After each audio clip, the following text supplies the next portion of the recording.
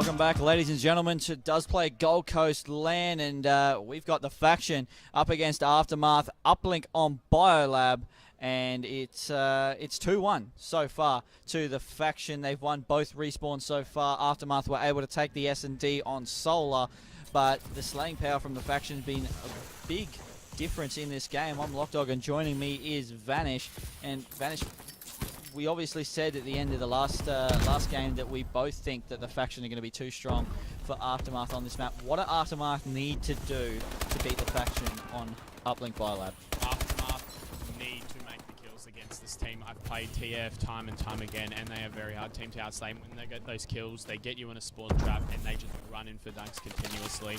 You need to stop them from getting those dunks and getting those cuts, because if they outslay you and get you in a spawn trap, it's very hard to come back from, and they'll just keep going in dunk after dunk and build a score up against you, and it's very hard to come back from.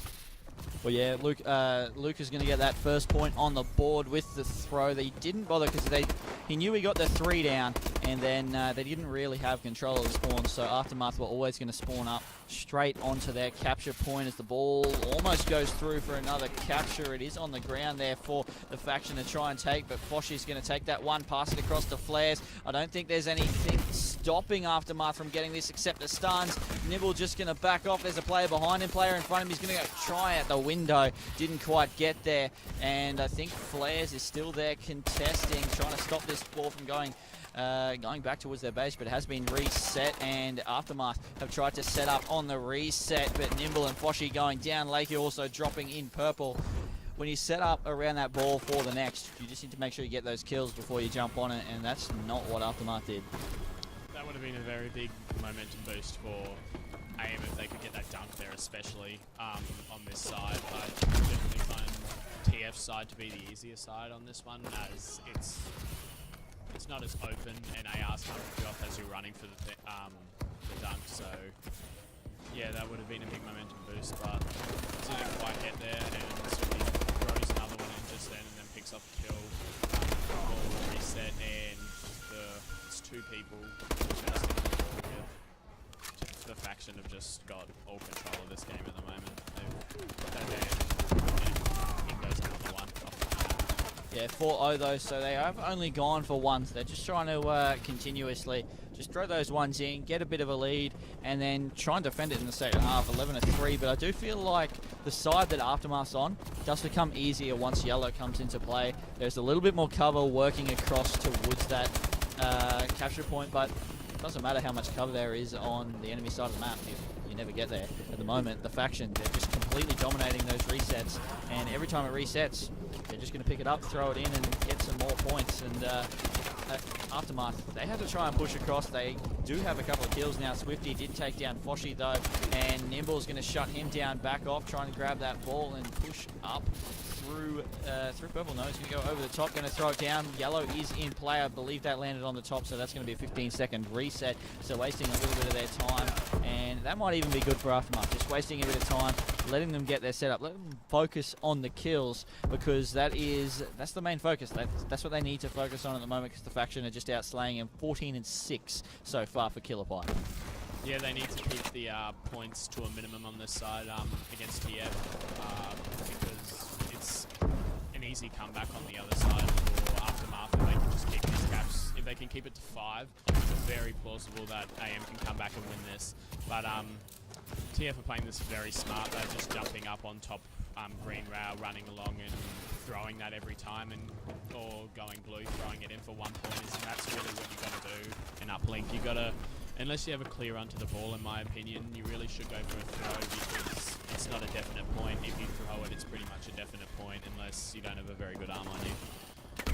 Yeah, well, there's the 2 points there, 2-5, and a nice play there by Lakey to get that one through. He knew that there was a couple of plays out of position for the faction. I think the faction was setting up for a reset. They tried to get the reset, and that player actually got taken down, dropped the ball, and then they weren't able to stop that cap going through. So a little bit of a momentum boost here for Aftermath, being able to get that capture, in, and now they're only 3 points behind, and they're on the bad side. Blue's going to try and go through, should be able to get at least a point, has been stunned, going to try and go through for the 2, just misses, gets taken down just before it, but Swifty able to go in and get that 2, so still a 5-point difference between these two teams, going 16 seconds left in the half, and I think that's going to be the halftime score here. So it looks like the faction fairly happy with 5 points, but I don't think Aftermath will be too worried about that score either.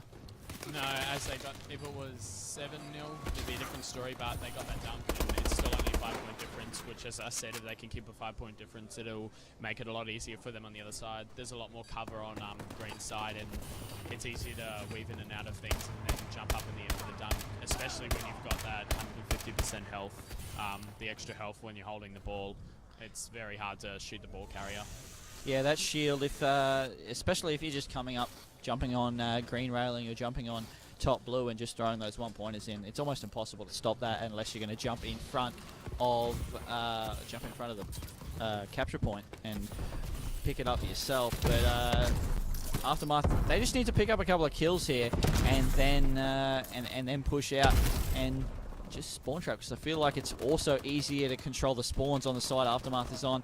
Blue now going to try and push across. There's a player right in front of him, getting that knife on flares. Luca taking down Foshi, and when you slay out like that, Blue should be able to go through here, but it gets taken down very open. And as you said, the bell's coming out from Lakey. Lakey picking up 2 kills, and the capture actually went through. 1 point, I believe Luca was able to throw that one through. So now a 6-point difference, and Blue going to grab the ball yet again. Is he going to lob it in? No, he's just going to go for that 15-second reset already. No, he fails it. He's just going to go for the throw now. He's going to go for the pass over to Killerpie.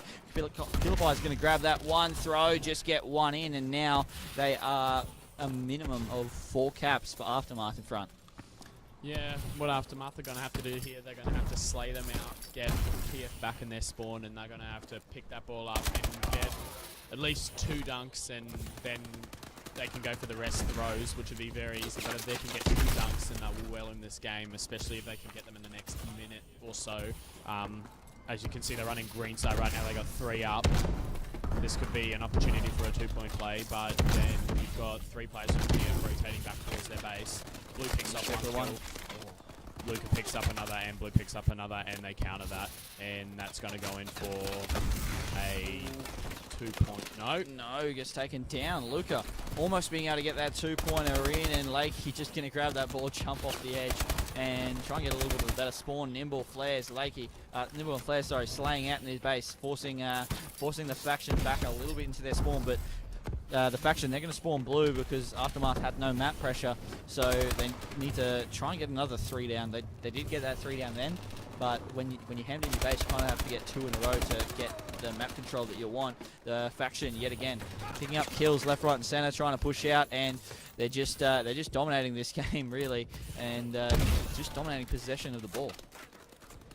This is starting to look like Blue missed a throw then, but maybe one of his teammates might be able to recuperate from that. And there you see he'll pick up a 2-pointer there, and it's starting to look, clock counting down, 2:27, 2:26, 2 to 11. Starting to look like all she wrote, especially with, as you can see the scoreboard, look at Aftermath's kills.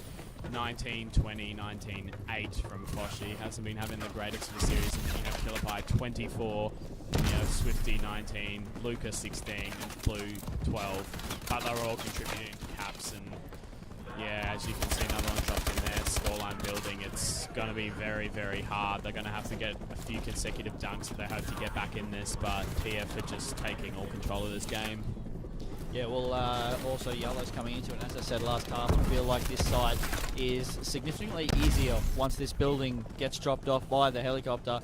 And Swifty, he should be able to go through, throw for the 1. Doesn't quite get the throw off. He did get the jump, but that should be reset there by Aftermath. But it doesn't really look like they're going to be able to get in there. They kind of need to just go for the 2. They don't have any other option, so they're going to try and run it green, but there's 2 players there. It's going to be a 2v3 when they push out. 2 players go down. Blue and Swifty going to take that one. So Nimble's just going to reset that ball. It's going to go back to the middle, but Aftermath, they just don't have time. They don't have time. There's no way they can come back into this. I don't even think taking into account ball reset time and getting there without dying. Yeah, it's pretty much mathematically impossible to get there at the moment. Yeah. I've got to say though, Lakey, even though they have been getting out slayed in general, Foshi and Flares, probably the two that have been struggling the most in terms of kills overall on all 4 maps, on probably the 3 respawns rather. Lakey, he's always been consistent, always been top of the leaderboard, 26 and 22. He's positive pretty much every game.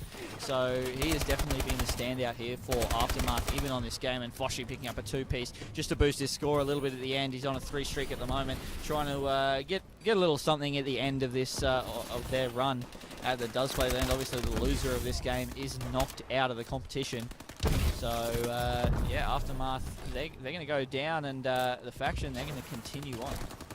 Yeah, as you said about Lakey before, 26 and 23, and he's just been playing very good over the last few games. Yeah, in this actual event I've heard, he's been playing very well. A lot of people had doubts about him from Ghosts. I played him. I personally knocked him out of ACL Sydney, but he wasn't as good then, and people kind of had doubts when he was playing at Sydney, but seeing him, I would definitely put him in one of my top players in the game. He's been playing absolutely phenomenally this weekend. So, yeah. Yeah, he's definitely played a lot of this game and definitely improved heaps. As you can see, 26 and 24, they're 2 uplinks. Top score for his team, but we'll talk a bit more about the Faction, because they're the team that took out this series. Swifty, 27 and 24 caps. He played huge there, along with 27 and 22 with 2 uplinks for Killer Pie. Both of them going off, but all of them in terms of the respawns, they're just too strong, really, for a lot of teams. But the S&D seems to need a bit of work. Yeah, that's generally the problem with a lot of young teams. My team, fairly young last year. We're a very good respawn team, like Domination and Ghost, Blitz. One of the top teams, I'd say. But as we had young players like Wolfie and stuff, we just needed who's actually teaming with, has teamed with Swifty this game. Yeah, the respawn, they need to have a bit more discipline, because they tend to just run around and chin those bomb sites and try to chin those unnecessary kills that they can't necessarily pick off. For example, if someone's sitting on a head glitch with a scope and they try to contest them across the map with a submachine gun. I see a lot of that, and that's the reason that contributes to them losing a lot of their rounds. Yeah, I feel like they don't take it as serious as they probably should be in terms of kills in those S&Ds, because obviously in the respawn, if they contest that and they lose, it doesn't really matter that much, and they don't really readjust in terms of S&D. They'll still contest it, and then they'll die, and obviously no respawn, so it just affects the game a lot more when they make a contest that they probably shouldn't, and that's I think why they are struggling a little bit in those S&Ds. So I think if they can just learn when to contest a little bit better in terms of S&D, then they're going to be a lot better team, because their strats and their pushes are still pretty good. But yeah, they've played pretty well. Up next, though, we are going to have Avant-Garde, and that's going to be pretty good match. I'm not 100% sure who they're playing. They're playing Noxide game. Playing Noxide. Oh no, sorry, they just beat Noxide. They're playing up against the Faction. Oh. So Noxide, yeah, getting taken down. So that's going to be a huge match. That's coming up next. So we'll go to a quick break, and as we said, when we return, it's going to be Avant up against the Faction.